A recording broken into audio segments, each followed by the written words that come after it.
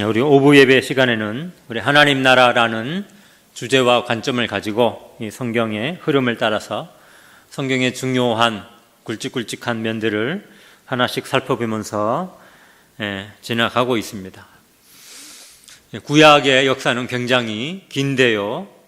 한마디로 말하면, 그러니까 인간의 편에서 말하면 인간으로서는 그것은 실패한 역사다라고 말할 수 있습니다. 구약의 역사는 인간이 하나님 앞에서 실패한 역사입니다. 처음부터 끝까지 분명하게 실패한 역사입니다. 맨 처음 하나님께서 따먹지 말라 한 선악과를 따먹은 사건 이후로부터, 그다음에 아담의 후손들이 서로 뒤죽박죽 섞여 살다가 노아 시대에 홍수 심판을 당하고, 그러면 정신을 차려야 되잖아요. 그 노아의 후손들은 또 하나님을 향하여 또 거역하고 바벨탑을 쌓고, 하나님께서 그 후에 또 아브라함을 통하여 한 민족을 일으키시는데, 그래서 세워진 나라가 이스라엘입니다. 우리가 읽은 이 본문도 그 이스라엘이 이제 처음 세워질 때 초창기 그 시대의 역사를 기록하고 있는데요. 그렇게 하나님이 특별히 뽑아서 세운 그 나라도, 그 인간들도 결국은 어떻게 되었다는 것입니까? 또 실패의 역사로 나아갔다라는 것이 제가 말씀드리는 말씀의 요지입니다. 우리가 지나갔습니다만, 우리가 이 사사기 이 역사를 시작하기 이전에는 무슨 일이 있었는가 하면, 이스라엘 백성들이 애굽에서 나와서 40년 동안 어디를 지나게 되죠? 광야를 지나게 됩니다. 광야 40년. 그럼 그 광야 40년 역사는 어떤 역사일까요? 물론 하나님 입장에서 보면 당신의 백성들을 정말 기적적인 방법으로 먹이고, 왜냐하면 광야는 먹을 것이 없고 마실 물이 없는 곳인데, 목마를 때 반석에서 샘물이 흐르게 하고, 배고플 때 하늘에서 메추라기와 만나를 내려주셔서 당신 백성들을 먹이고 인도한 역사이지만, 그러나 그 인간 편에서 볼 때는 어떤 역사입니까? 10번이나 하나님을 향하여 반역했던 그 민족이 개인적으로 한 것이 아니라 민족적으로 10번이나 하나님을 향해서 대항했던 그런 역사인 것입니다. 신명기 8장에 보면 광야 생활 40년을 마무리하면서 모세가 이렇게 말하죠. 이 40년 동안에 하나님께서 너희로 광야의 길을 걷게 하신 것을 생각하라. 왜 그랬다고 말합니까? 이는 너희를 시험하여 하나님 말씀에 순종하는지 안 하는지 하나님이 알고자 하셨다는 것입니다. 그럼 대답은 무엇일까요? 그들이 하나님 말씀에 순종하려는 백성입니까? 반역하려는 백성입니까? 광야 40년 동안에 해답은 무엇일까요? 순종하지 않고 자기 멋대로, 자기가 좀 좋을 때만, 하나님의 복을 좀 주시는 것 같을 때만 조금 하는 척 했다가 결국은 등을 돌리는 그런 백성이라는 것이 만천하에 드러나는 시기가 이 광야 생활이었습니다. 또 한 가지 광야 생활의 목적은 또 이렇게 말하죠. 사람이 떡으로만 사는 것이 아니라 무엇으로 산다고요? 하나님의 입에서 나오는 모든 말씀으로 사는 것을 이들이 배우고 알고 깨닫게 하는 것이 목적인데, 과연 그 백성들이 그걸 제대로 배웠을까요? 배우긴 배웠는데 제가 보기 그렇게 뼛속 깊이 새겨들은 것 같지는 않습니다. 왜냐하면 오늘 읽은 본문처럼 얼마 이후에 그들이 어떻게 했는지를 보면 알 수 있을 것입니다. 우리가 사사기 1장의 한 부분만 읽었는데요. 사사기 1장 들어오기 전에 지금 여호수아의 지도 아래 이 이스라엘 백성들이 가나안 땅, 하나님이 약속하신 땅에 들어와서 가나안 땅을 두루 다 정복합니다. 그게 약 한 5년 정도의 시간이 흘러요.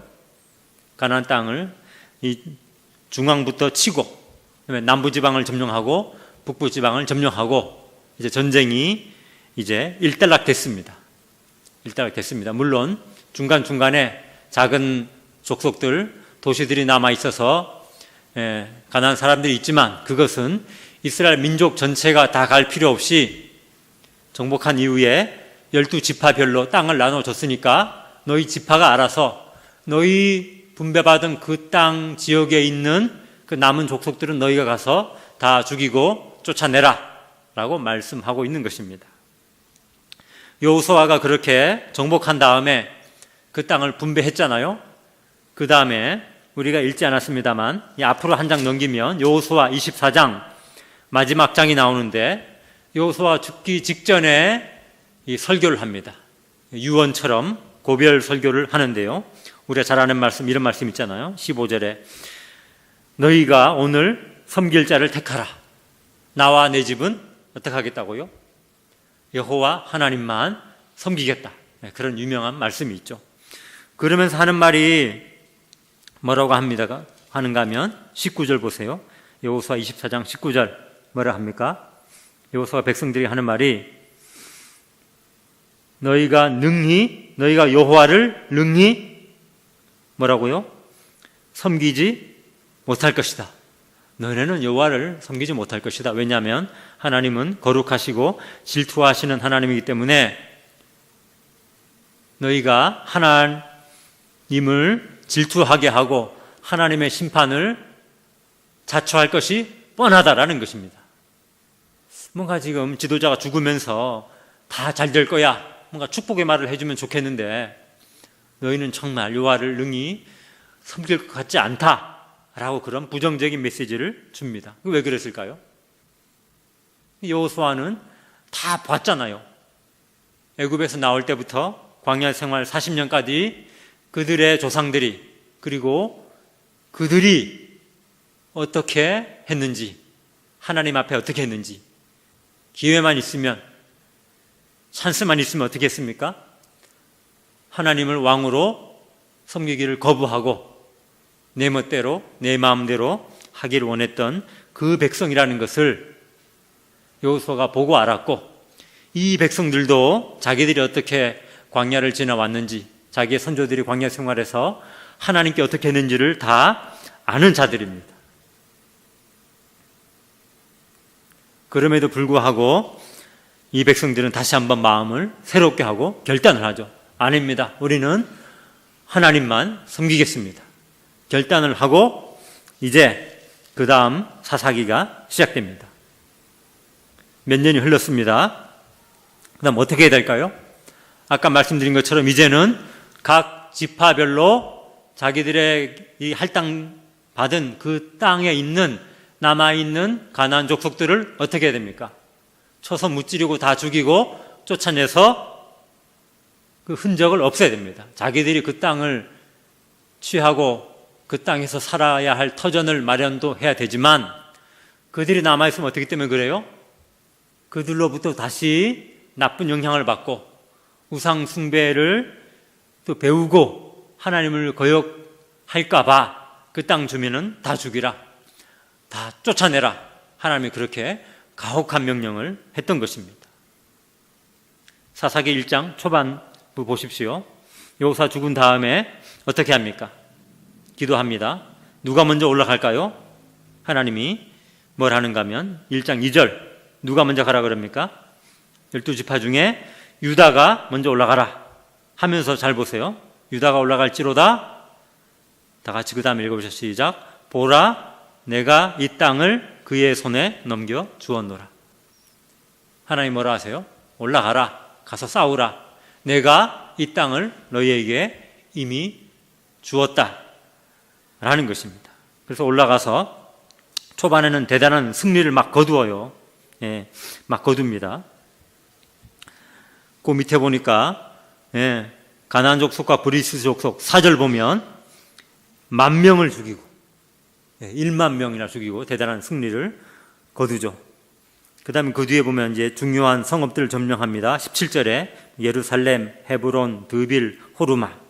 18절에는 가사, 아스글론, 에그론. 아까 우리가 읽었던 본문 거기입니다. 그런데 19절 오면서 뭔가 조금 좀 탐탁지 않은 뭔가 마음에 걸리는 한마디가 시작되기 시작합니다. 19절 말씀 우리 다 같이 한번 읽어볼까요? 시작. 여호와께서 유다와 함께 계셨으므로 그가 산지 주민을 쫓아내었으나 골짜기의 주민들은 철병거가 있으므로 그들을 쫓아내지 못하였으며. 예. 이 말씀 볼 때마다 참 마음이 좀 어렵습니다. 왜냐하면 산지 주민은 쫓아내었으나 그러나 이때부터 뭔가 이제 전환점이거든요. 쫓아내었고 그리고 또 쫓아내었고 이렇게 나가야 되는데 쫓아내었으나 그러나 그 다음부터는 오늘 말씀의 제목처럼 쫓아내지 못하였으며 혹은 쫓아내지 못함에 이런 말씀들이 나오고 있거든요. 골짜기의 주민들은 철병거가 있으므로 쫓아내지 못하였으며. 여러분, 산지에 사는 사람과 골짜기에 사는 사람은 누가 더 셀까요? 물론 뭐 상황마다 다를 수 있지만 일반적으로는 골짜기에 사는 사람들이 아마 더 셀 것입니다. 왜냐하면 어디가 더 살기 좋은 땅입니까? 골짜기가 살기 좋잖아요. 그러면 센 놈들이 어디 살아요? 좋은 땅을 찾아 살겠죠. 실제로 골짜기 주민들은 철병거가 있답니다. 철병거, 철로 만든 전차, 이 말 한 필이나 두 필이 끌고 가는 전차 있잖아요. 그 옛날 로마 영화 보면 막 전차 경주하잖아요. 배너 같은. 예. 그 말이 두 마리나 네 마리가 끌고 가는데 병사들이 한 명이나 두 명 타가지고 휘둘러 대는데 어떻게 감당하겠어요? 요즘 말로 하면 탱크요, 탱크 부대, 기갑사단. 골짜기 주민들은 탱크 부대가 있고 기갑사단이 있어서 그들을 쫓아내지 못했다. 이 본문 자세히 보세요. 산지에 사는 주민은 비교적 군사력이 약하고 인구도 작아서 쫓아낼 수 있었고, 골짜기에 사는 주민들은 사람도 많고 무기도 세서 우리 힘으로 도저히 어쩔 수 없어서 해도 안 돼서 실패했다. 그렇게 성경을 읽으면 뭔가 좀 이상하지 않습니까? 왜냐하면 앞에 하나님 뭐라 그러셨어요? 유다가 올라갈지니라 보라 내가 이 땅을 어떻게 했다고요? 이 땅을 너희 손에 넘겨주었다. 이 땅 중에서 만만한 저기 산지는 넘겨주었고 골짜기는 글쎄 한번 가서 해봐라. 뭐 어찌 될지 보자. 그렇게 하지 않고요. 하나님 보시기에는 인간 보기에 만만한 산지나 인간 보기에 어휴 저걸 어떻게 라고 말하는 골짜기나 하나님 보시기에 어떻습니까? 그거는 다 도토리 키재기예요. 다 마찬가지인 것입니다.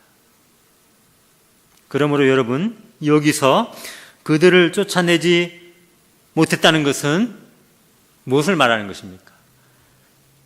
위에는 여호와께서 유다와 함께 하셨으므로 산지 주민을 쫓아내었습니다. 그들이 약하기 때문에 쫓아낸 게 아닙니다. 하나님이 함께 하셨으므로 하나님이 이 땅을 너희 손에 넘겨주었다라는 그 약속대로 함께 했기 때문에 쫓아낸 것이에요. 그럼 밑에 보세요. 골짜기 주민들은 철병거가 있으므로 하나님께서 유다와 함께 하셨지만 쫓아내지 못했다. 그럼 말이 될까요? 되지 않죠. 뭐 그들 철병거가 있든 뭐 철병거보다 더 무서운 뭐가 있든 간에 하나님이 함께 하시면 얼마든지 쫓아낼 수 있는 것입니다. 아멘. 네. 그것이 하나님 나라의 이 싸우는 원리예요. 그럼 이들이 쫓아내지 못한 것은 어떤 의미일까요? 하나님이 함께하지 않았기 때문이죠. 그럼 하나님이 왜 함께하지 않았을까요? 하나님이 그들과 함께 할 수 없는 어떤 요인이 그들 가운데 있었기 때문에 그런 것입니다. 골짜기 주민은 너무 강해가지고 하나님께서 야, 그건 나도 어쩔 수 없다. 그런 거는 하나님 나라에 있는 일이 아닌 것입니다. 그 다음 보세요. 유다 주민이 그렇게 골짜기 주민을 쫓아내지 못했습니다.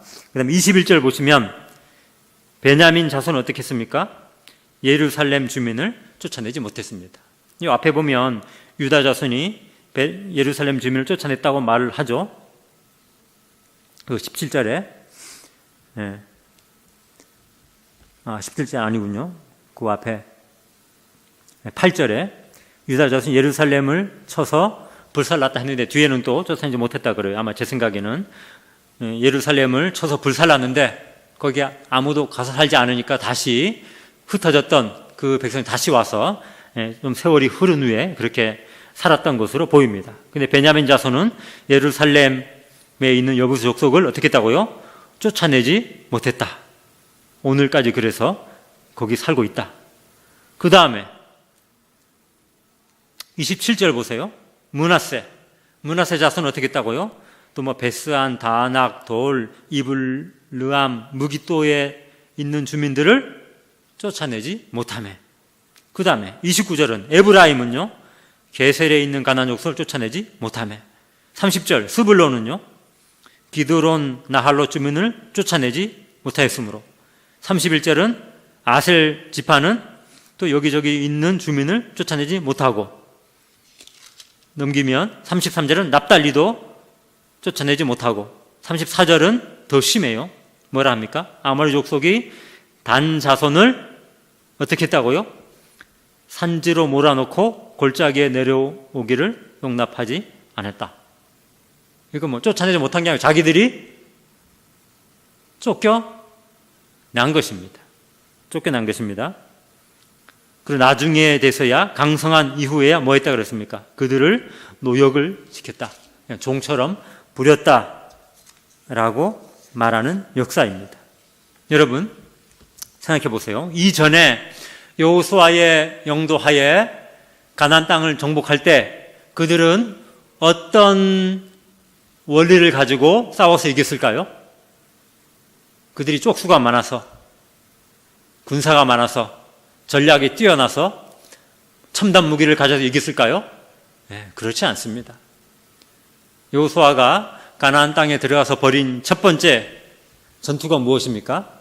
여리고성 전투잖아요. 여리고성 전투는 어떤 식으로 이스라엘이 승리했는지, 앞으로의 역사에 있어서도 어떤 식으로 승리할 수 있는지를 보여주는 하나의 모델이에요. 여리고성은 어떻게 이겼습니까? 어떻게 무너뜨렸어요? 그들이 한 것이 아무것도 없어요. 한 것이라고는 좀 발품을 팔았죠. 여러 바퀴 돌았으니까. 마지막에 한번 목소리 외친 것밖에 없습니다. 그거 외에는 진짜 손가락 하나 까딱 안 했어요. 발품 팔고 몇 마디 외친 것 외에는 아무것도 안 했습니다. 철저히 온전하게 하나님께서 여리고 성읍을 무너뜨리고 백성들이 승리하도록 한 것이 그 승리예요. 그것이 이스라엘이 싸우는 원리인 것입니다. 그러므로 이후에도 하나님은 그의 이스라엘의 모든 전쟁 가운데 무기를 의지하거나 사람의 많음을 의지하거나 그런 걸 굉장히 하나님이 용납하지 않은 일들이 많이 있습니다. 말들을 얻으러 애굽으로 가지 말라 그래요. 병거를 많이 두지 말라 그럽니다. 앞으로 왕이 되면. 왜요? 하나님 대신 군사력을 의지할까 봐 그런 것이죠. 다윗도 말년에 굉장히 하나님께로부터 큰 심판을 받은 적이 있죠. 밧세바 사건 외에 말년에. 무엇입니까? 다윗이 인구조사를 했어요. 인구조사는 왜 합니까? 그게 두 가지죠. 인구조사는요, 유사시에 징병할 수 있는 군사가 몇 명이 되는가 하는 것과 또 세금으로 징수할 수 있는 돈이 얼마나 되는가를, 국력을 이 얼마나 되는가를 이제 확인해 보고자 하는 것입니다. 하나님이 굉장히 진노하시고 이스라엘을 심판하시죠. 왜? 하나님을 의지하는 것보다 자기의 사람의 많고 적음, 그것을 의지하려는 마음이기 때문에 그랬습니다. 다윗도 수많은 전쟁을 벌이고 한 번도 진 적 없이 다 이겼습니다. 그 이길 때마다 하나님이, 성경에 뭐라 기록되어 있습니까? 하나님께서 다윗과 함께 하심으로 그가 가는 곳마다 이겼더라. 그게 하나님 나라의 승리의 원리가 되는 것입니다. 좀 이따 나오는 그 기드온의 300용사도 무엇입니까? 원래는 3만 명이었죠. 너무 많다. 10,000명으로 줄여라. 왜요? 혹시 우리가 3만 명이나 돼가지고, 물론 적군은 그보다 몇 배, 한 20만 되지만, 그래도 3만 명이니까 뭐가 되네? 그런 말 하지 못하게 하려고 10,000명 줄여라. 10,000명도 많다. 300명으로 줄입니다. 뭐 하려고요? 300명 가지고 20만 명 이겼다. 그거는 아무리 사람이 전략을 잘 짜고 아무리 기드온이 탁월해도 도무지 할 수 없는 영역이에요. 하나님만 할 수 있는 것이다. 하나님만 그들에게 승리를 주신다는 것을 보여주기 위해서 그런 것입니다. 여러분, 전쟁은 하나님께 속한 것입니다. 아멘. 그래서 하나님께서는 너희들이 눈에 보이지 않는 것들을 자꾸 쌓아놓고 그것을 의지하려고 하지 말라고 말합니다. 물론 오늘 우리의 삶에도 그런 것들이 필요 없다, 전혀 필요 없다라고까지는 뭐 말하지 않을 수 없겠죠. 이왕이면 좀 수입도 많고, 우리 애들 이왕이면 뭐 대학도 잘 가고, 이왕이면 우리가 사회적인 뭐도 좀 있어가지고 주님 나라를 위해서 좀 쓰고, 그게 필요합니까? 필요하죠. 필요하죠. 그렇지만 꼭 그것이 반드시 필요한 1차적인 요인은 아니라는 것입니다. 그건 부차적인, 2차적인 혹은 3차적인 거라는 것입니다. 그럼 1차적인 것은 뭘까요? 그런 눈에 보이는 것이 아니라 하나님께서 너희를 위해서 싸우실 것을 실제로 믿느냐, 문자 그대로 믿느냐 하는 것입니다. 그 믿음이 하나님 나라가 세워지느냐, 하나님 나라가 쇠락하느냐를 판가름 내는 일이죠. 그거는 지금도 마찬가지고 이 시대도 마찬가지인 것입니다. 오늘날도 보세요. 얼마나 살기 힘들다 그럽니까? 우리 청년들이 뭐 3포 세대, 5포 세대, 뭐 M포 세대, 얼마나 먹고 살기 힘들다고 말합니까? 그런 와중에 하나님의 청년들은, 주의 청년들은 믿음으로 살아야 한다라는 이 말씀이 어떤 의미가 될까요? 어떤 의미가 될까요? 여러 가지 스펙을 쌓고 여러 가지 뭔가를 갖추는 것 전혀 필요 없다. 그건 아닐 것입니다. 그거 필요하죠. 필요한 면이 있습니다.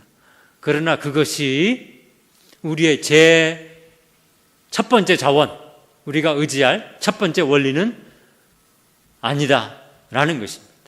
첫 번째 원리는 무엇일까요? 마태복음 6장 33절 말씀처럼 너희는 먼저 첫 번째로 그의 나라와 그의 의를 구하라. 아멘. 그래야만 이 모든 것을 너희에게 더 하시리라 하는 말씀이 그것입니다. 오늘날만 살기 어려운 게 아닙니다. 사사시대 마찬가지예요.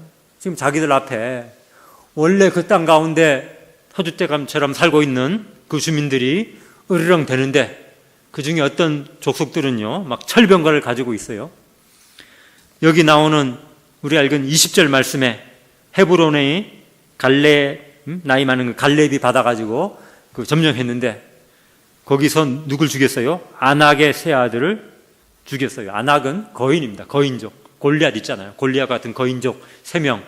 그런 장수들이 버티고 있는 마을, 그런 성읍을 찾아가서 올라가서 그들과 싸워야 되는 그런 상황이에요. 우리만 힘든 게 아닙니다.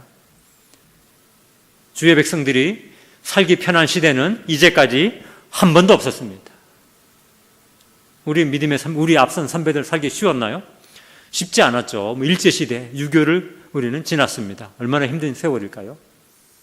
보릿고개를 겪던 시대들도 있었어요. 편안히 살던 시대는 그 언제도 그 어디도 없습니다. 다 어떻게 살아야 합니까?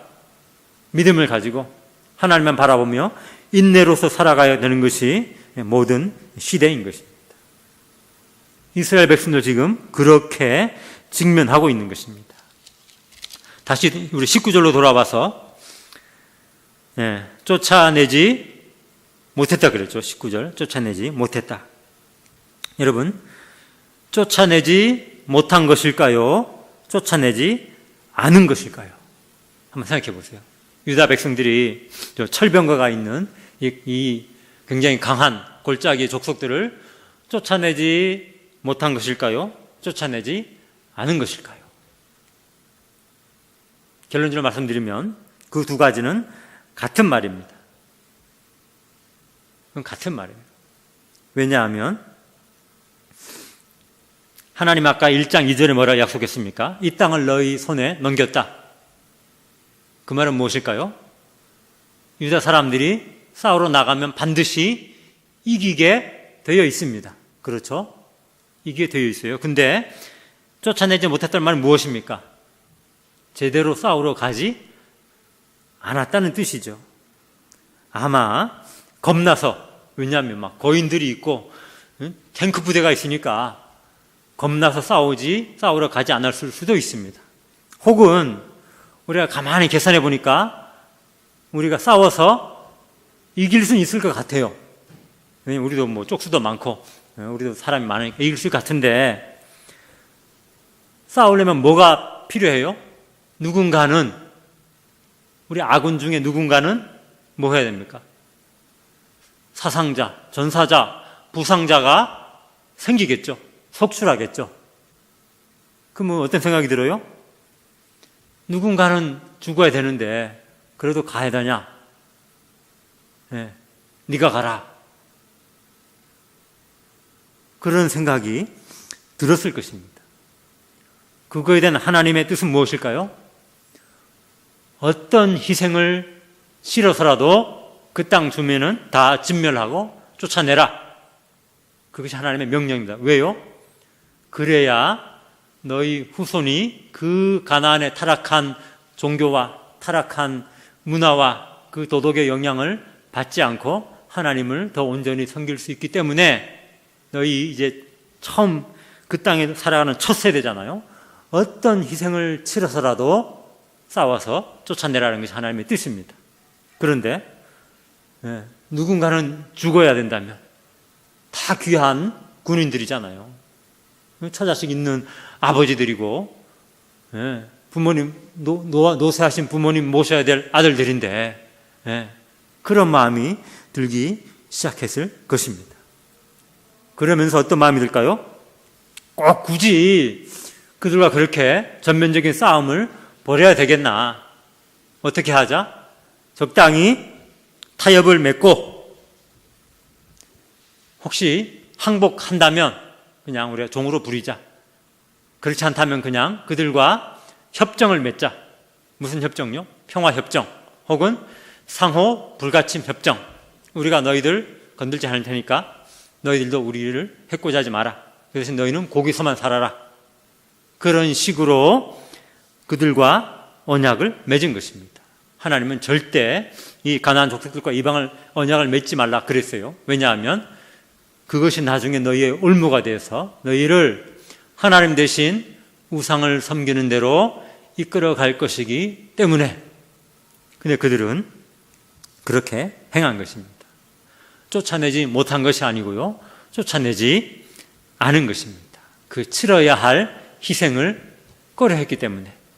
혹은 지금 당장 그들의 눈에 보기에 뭐 꼭 죽일 필요 있냐? 뭐 하면 돼요? 그들을 항복시키고 우리의 종으로 삼아서 세금 받아먹고 일시켜가면서 그렇게 사는 것이 훨씬 이득이 아니냐 하는 그런 마음 때문에 그런 것입니다.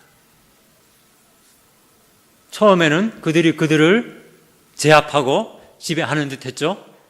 10년, 20년, 30년 지나면서 어떻게 됐을까요? 어떻게 됐습니까?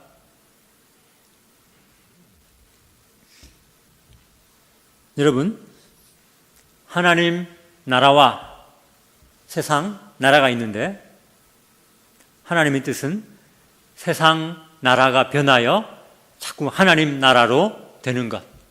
사람들이 자기들끼리 왕이 되고 자기들끼리 다스리는 것이 아니라 하나님의 통치 아래로 점점 들어오는 것이 하나님의 뜻이죠. 아멘? 네, 그렇습니다. 반대로 하나님 나라가 점점 세상 나라들처럼 돼가지고 하나님의 존재도 그 가운데 희미해지고 하나님을 왕으로 인정하지 않고 점점 그렇게 되는 것은 하나님이 정말 싫어하시는 바죠. 하나님이 그 나라를 세운 뜻이 아닌 것이죠. 지금 가나안 땅 이 가운데 두 나라가 그래서 공존하게 되었습니다. 원래 하나님의 말씀은 다 죽이고 진멸하고 쫓아내서 하나님이 그 가운데 온전히 왕으로 추앙받고 하나님 뜻이 이루어지는 구약의 하나님 나라를 원하셨지만 이제 군데군데 가나안 사람들, 이방신을 섬기고 타락한 문화를 이어받은 그 사람들이 있었습니다.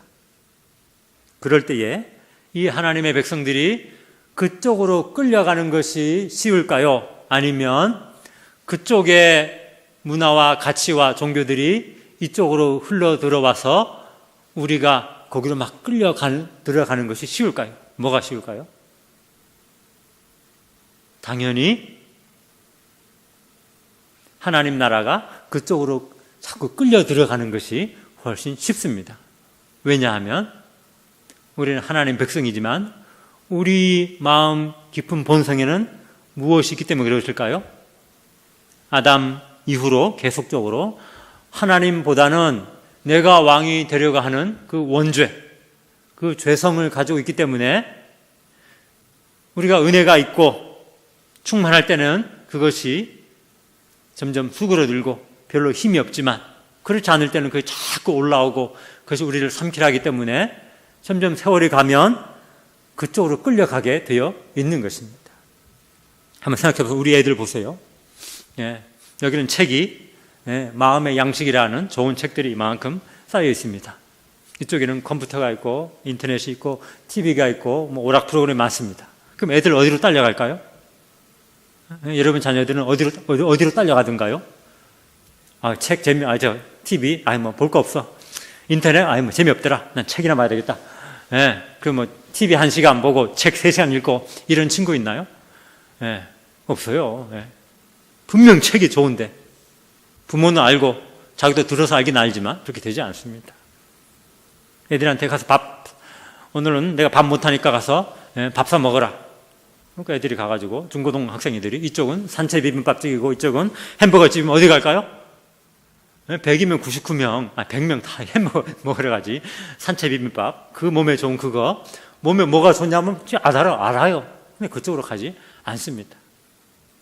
여기 숭늉이나 식혜를 놔두고 이쪽에 콜라와 아이스크림 놔두면 뭘 먹어요, 애들이? 난 구수한 숭늉이 좋아요. 이런 친구 정말 없어요. 몸에는 이쪽이 더 좋은 거 알면서 그게 사람의 본성이거든요. 그래서 하나님께서 가나안 땅에 들어가거든 뭐 하라? 거기에 있는 모든 우상은 다 찍어 없애라. 거기에 있는 우상 섬기는 모든 사람은 다 죽이고 쫓아내라. 심지어 뭐 여자들과 어린아이까지 다 진멸하라. 그렇게 심하게 명령하시는 이유가 거기 있는 것입니다. 그러나 이 백성들은 그렇게 하기를 꺼려했고 쉬운 길, 희생하기를 좀 꺼려하는 길, 내 생각대로 타협하는 길을 갖고 2장에 넘어갑시다. 2장에만 뭐라 합니까? 하나님의 사자가 복임에서부터 와서 책망하죠. 뭐라 책망합니까? 내가 그렇게 말하지 않느냐? 이 땅 주민과 언약을 맺지 말라고 그렇게 말했는데 너희가 지금 언약을 맺었다. 앞으로 그것이 너희에게 올무가 될 것이다. 백성들이 잠시 울면서 회개하는 듯 하지만 그러나 이미 때는 좀 늦었고 계속적으로 세월은 흘러가면서 이제 사사시대라는 이 가장 이스라엘의 암흑기가 시작됩니다. 400년 동안. 그들이 점점 우상에게로 이끌려 가다가 우상 숭배가 만연하니까 하나님이 심판하시죠. 주변의 나라를 통해서 압제합니다. 괴로우니까 하나님 잘못했습니다. 회개하고 부르짖고 하나님은 사사를 통해서 구원하시고 또 먹고 살만하니까 다시 또 옆에 있는 이방신들을 섬기다가 또 심판하니까 괴로워하다가 또 부르짖고 회개하고 다시 구원하시고 그런 사이클이 몇 번 반복되다가 자기들도 지쳤는지 이제는 뭐 합니까? 사무엘을 통해서 하나님께 뭐라 요구합니까? 우리에게도 이제 뭘 달라고요? 왕을 달라. 사무엘상 8장 5절 보시면 왕을 구하는 이유가 무엇입니까? 모든 나라와 같이 우리에게 왕을 세워 우리를 다스리게 하소서. 한번 따라해 봅시다. 모든 나라와 같이. 이 모든 나라 어떤 나라예요? 하나님 나라가 아닌 세상 나라, 인간 나라입니다. 하나님이 이스라엘을 그 많고 많은 민족 중에 택하고 나라로 세우신 것은 무엇일까요? 하나님의 나라. 하나님의 나라는 누가 왕이에요? 하나님이 왕이죠. 그 말씀을 듣고 요구를 듣고 사무엘도 굉장히 불쾌했고요. 하나님이 굉장히 섭섭해 하신다는 내용이 나옵니다. 뭐라는가 하면 사무엘에게 하나님께서 이것은 백성들이 너를 버림이 아니요 나를 버려 자기들의 왕이 되지 못하게 하려 함이니라. 백성들의 입장에서 보면 다른 나라들이 굉장히 있어 보여요. 왜냐하면 왕이라는 절대 권력을 가진 사람이 나타나서 뭐 합니까? 백성들을 다 모아가지고 전쟁하러 가니까 굉장히 힘이 있어 보이잖아요. 근데 우리는, 이스라엘은 왕도 없고 사사라는 사람이 궁궐도 없어요. 어디 있어요? 그냥 자기 집에 살면서 필요하면 한번 뭐라 해가지고 제대로 사사가 무슨 군사훈련 받은 정규 사령관도 아니고 다 모이라 했지만 그 백성들도 훈련받은 군사도 아니에요. 그러니까 굉장히 우리는 늘 약하고 초라해 보이는 것이죠. 그러니까 우리도 어떻게 인간인 왕이 다스리는 그런 나라가 좀 되게 해주면 안 되냐? 그렇게 요구하는 것입니다. 여러분, 이것이 인간입니다. 이것이 인생입니다.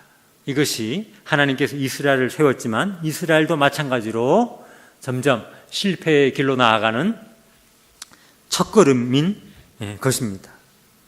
얼마 가지 않았어요. 여호수아가 승리를 거둔 다음에 불과 한 세대 지나니까 여호수아와 그 당시 이제 하나님이 이기게 하신 승리의 현장을 목격한 사람들이 있을 동안은 그래도 조금 기강이 잡혔지만 한 세대 지나니까 이제 하나님도 모르고 하나님 백성이 어떻게 살아가야 할지 어떻게 싸워야 할지를 모르는 자들이 지금 점점점 암흑으로 미끄러져 내려가는 그런 상황인 것입니다. 여러분, 하나님이 우리의 왕이라면, 우리가 하나님의 통치를 받는 하나님의 백성이라면, 또 그것이 실제로 그렇다는 것이 나도 확신하고 주변에 있는 이웃들이 확인하게 하려면 우리의 삶이 어떻게 하면 될까요? 어떻게 하면 되겠습니까? 오늘 말씀의 원리에 의하면 그것은 하나님과 우리 사이에 있는 어떤 것들 있잖아요. 하나님과 우리 사이에 있는 어떤 것들, 하나님과 우리를 막고 있는 어떤 것들이 없어져야 합니다. 이 유다 자손들에게는 그것이 무엇입니까? 우리가 도무지 범접할 수 없고 난공불락처럼 여겨지는 그 골짜기 주민의 그 강한 것, 그것을 보는 것이 없어져야 되는 것입니다. 그들을 볼 때 우리는 뭐처럼 느껴져요? 마치 여호수아와 그 12명의 그 정탐꾼처럼 그들은 거인이고 우리는 뭐라고요? 우리는 메뚜기다. 우리는 정말 할 수 없다. 우리는 나는 아무것도 갖고 있지 않기 때문에 나는 아무것도 할 수 없다라는 그런 생각. 혹은 뭔가 좀 갖고 있으면 나는 이것도 가지고 있고 저것도 비축해 두었기 때문에 나는 뭐든지 할 수 있다는 그 생각. 여러분, 그런 것들이 없어져야, 그런 것들이 제거돼야 하나님이 나의 왕이시며 내가 하나님의 백성이라는 것이 구체적으로 이제 나타나기 시작합니다. 아멘. 그것이 있으면 뭐가 될까요? 내가 뭔가를 비축해 놓고 군사들을 많이 모아놓고 내가 첨단 무기를 갖춰놓고 내가 세상에서 스펙을 많이 쌓아놓고 먹고 살 만큼 내가 재산도 모아놨기 때문에 나는 뭔가를 할 수 있는 사람. 그럼 하나님 하시는 게 뭐가 있습니까? 아무것도 없는 것이죠. 반대로 나는 세상에서 필요한 스펙도 부족하고 쌓으려고 그래도 능력도 없고 뭐 하나님은 나 같은 것에 대해서 관심도 갖지 않을 것 같다는 그 생각도 버려야 합니다. 왜냐하면 그것은 하나님이 쓰시는 조건에 포함되지 않는 것이기 때문에 그래요. 우리의 있음, 우리의 없음, 그것들이 자꾸 영향을 주면 하나님이 정말 우리의 왕으로서 다스리신다라는 것들은 희석되고 맙니다. 우리가 맞상대해야 할 어떤 세상, 이 골짜기 거민, 그것들이 너무나 크다, 그런 것들에 우리의 마음이 팔려 있으면 그것 또한 하나님이 왕 되신다는 사실이 희석됩니다. 요즘 말로 말하면 정말 이 시대는 살아가기 힘들다, 먹고 살기 힘들다, 모든 영역이 다 그렇다. 청년들은 청년들대로, 학생들은 학생들대로, 중년이면 중년대로 다 힘들다. 그런 우리의 현실이 우리 눈앞에 아른거리고 그것이 우리의 생각과 마음을 지배하고 있으면 언제 하나님께서 우리를 지배하고 다스리고 통치하겠습니까? 우리에게는 큰 문제지만 하나님께는 전혀 그렇지 않습니다. 골짜기의 그 철병거는 내가 때려 부수기는 혹 힘들지 모르지만 그 하나님 앞에서는 아무것도 아닌 것입니다. 하나님이 그냥 이것만 해도 다 바퀴가 빠져가지고 쓸모없는 것들이 될 수 있는 그런 것들입니다. 그러므로 여러분, 우리가 하나님을 왕으로 모시는 백성들이라면 정말 하나님의 뜻이 우리를 통하여 하나님이 왕이라는 것이 실제적으로 우리의 이웃들과 세상 가운데 나타나게 하는 것이 하나님의 뜻이라면 우리는 어떤 삶의 원리를 배워야 하는 것입니까? 눈에 보이는 대로 판단하고 생각하고 결론 내지 않고 따라합시다. 믿음으로 살아가는 법을 배워야 하는 것입니다. 아멘. 믿음으로 사는 것을 배워야 하는 것입니다. 숫자의 많고 적음에 따라서 좌우되지 않는다는 것을 배워야 하는 것입니다. 너희는 먼저 그의 나라와 그의 의를 구하라. 너희는 무엇을 먹을까? 무엇을 마실까? 무엇을 입을까? 염려하지 말라. 이 모든 것들은 누가 구하는 것이라고요? 이방인들, 하나님 백성 아닌 사람들이 구하는 것이라. 딱 맞잖아요. 하나님 나라 아닌 이방 나라들은 무엇을 구합니까? 더 많은 군사, 더 많은 무기, 더 좋은 전략들. 우리는 무엇을 먼저 구해요? 하나님의 나라와 하나님의 의. 그럼 우리는 어떻게 합니까? 전쟁 나가서 아무것도 없는데 그때 하나님께서 여러 가지 방법으로 일하시고 역사하시고 도우시는데요, 그것을 내가 맛본 그것을 사람들에게 드러내게 하는 것. 하나님 나라는 그런 식으로 이 땅 가운데 나타나고 전파되고 확장되는 것입니다. 아멘.